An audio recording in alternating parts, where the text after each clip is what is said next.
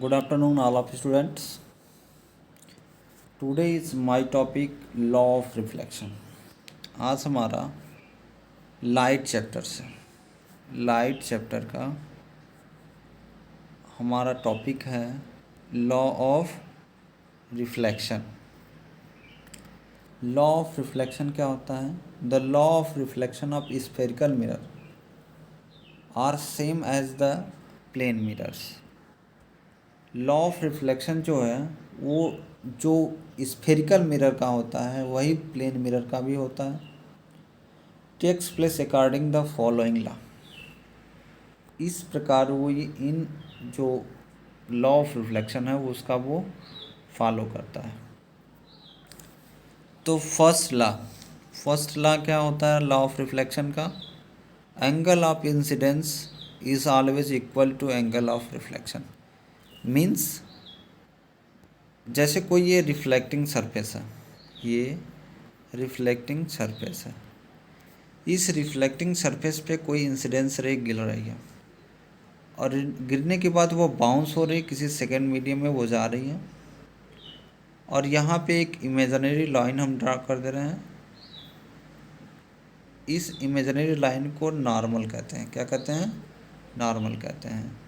तो first law कहता है कि ये इंसिडेंस एंगल, फर्स्ट लॉ ये कहता है ये इंसिडेंस एंगल। इंसिडेंस एंगल का मतलब the angle between incidence ray and normal is known as incidence angle.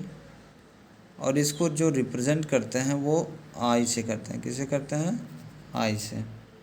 तो यही इंसिडेंस एंगल जो होता है वो रिफ्लेक्टिंग एंगल के बराबर होता है, जिसको किससे दिखाते हैं? आर से दिखाते हैं। रिफ्लेक्टिंग एंगल क्या होता है? Angle between reflecting ray and normal is known as reflecting angle. It is represented by English small alphabet R. इसको किसे दिखाते हैं? आर। ठीक है। इस तरीके से सेकेंड लॉ क्या है? The incident ray reflecting ray normal at the point of incidence is always lies in the same plane. अभी इस टॉपिक को समझेंगे। इस टॉपिक को कैसे समझेंगे? जैसे ये कोई रिफ्लेक्टिंग सरफेस है, ये कोई रिफ्लेक्टिंग सरफेस है, इसमें कोई रे गिर रही है और गिरने के बाद बाउंस होकर वो सेकेंड डायरेक्शन में या किसी डायरेक्शन में चली जा रही है और इस पे हमने एक इमेजिनरी लाइन नॉर्मल खींच दिया। क्या खींच दिया? एक नॉर्मल खींच दिया। तो इस तरीके से हम देख रहे हैं ये इंसिडेंस रे, रिफ्लेक्टिंग रे और नॉर्मल पॉइंट ऑफ इंसिडेंस क्या है? एक ही प्लेन पे लाइज कर रहे हैं। तो ये सेकंड नियम होता है लॉ ऑफ रिफ्लेक्शन का। इस तरीके से नेक्स्ट हमारा टॉपिक है characteristics of plane mirror. Plane mirror के क्या कैरेक्टरिस्टिक्स होते हैं इसको आज डिस्कस करेंगे। The characteristics of plane mirror are given below. जो प्लेन मिरर के कैरेक्टरिस्टिक्स हैं वो नीचे दिए गए हैं। उसमें फर्स्ट कैरेक्टरिस्टिक्स है the image form as verticals and erect. ये टॉपिक छूट गया, यहाँ पे एक थोड़ा सा हमको लिखना होगा इरेक्ट। इरेक्ट कैसे लिखेंगे? ई, यहाँ पे होगा ERECT, वर्टिकल एंड इरेक्ट।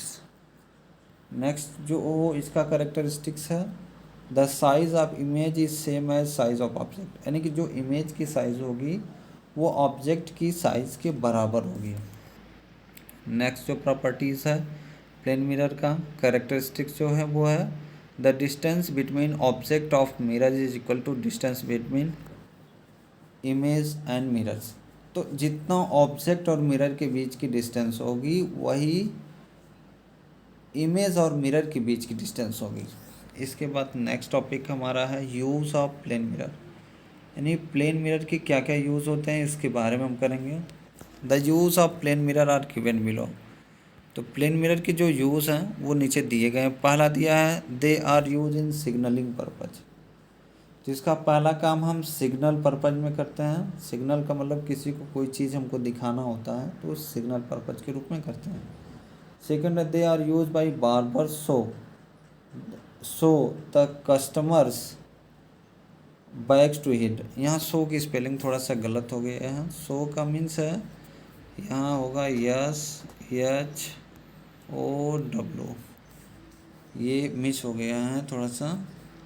तो शॉप मतलब जो बार्बर शॉप होते हैं, नहीं जो नाई की दुकान होती है, वहाँ पे पीछे की साइड को दिखाने के लिए प्लेन मिरर का यूज़ होता है। They are use to construct the reflecting periscope spherical mirror.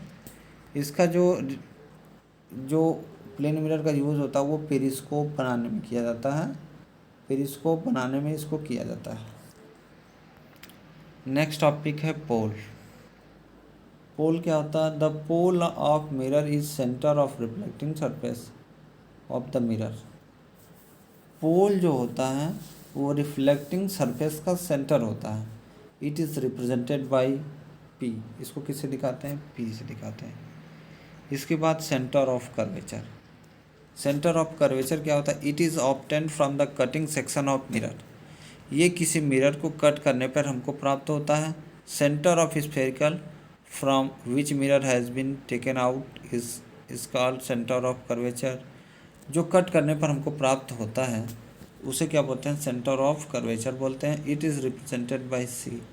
इसको किससे दिखाते हैं? सी से दिखाते हैं।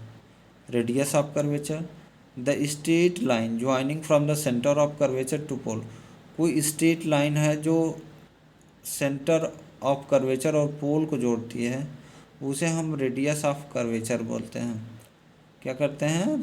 कोई पोल हो और सेंटर ऑफ कर्वेचर को जोड़ती है तो वो हमारा क्या कहलाती है? रेडियस ऑफ कर्वेचर कहलाती है।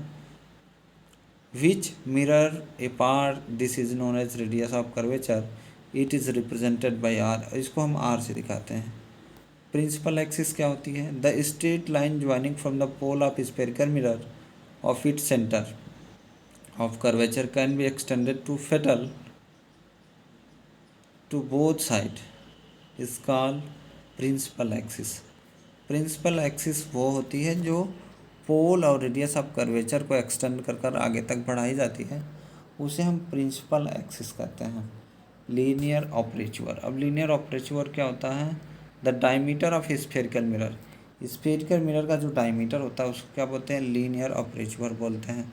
तो आज की हमारी यही क्लास थी। इस क्लास में हमने लाइट के बारे में पढ़ा। लाइट में हमने plane mirror, radius of curvature, centre of curvature और पोल डिफरेंट टाइप्स के डिफिनेशन को एक्सप्लेन किया।